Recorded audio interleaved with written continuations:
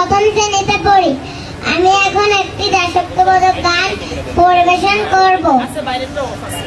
সূর্যোদয়ে তুমি, সূর্যাস্তেও তুমি, ও আমার বাংলাদেশ প্রিয় জন্মভূমি। ও আমার বাংলাদেশ প্রিয় জন্মভূমি। সূর্যোদয় তুমি, সূর্যাস্তেও তুমি, ও আমার বাংলাদেশ প্রিয় জন্মভূমি। জল শিরে নদী তীরে তোর খুশি কাকল যেন বাজে।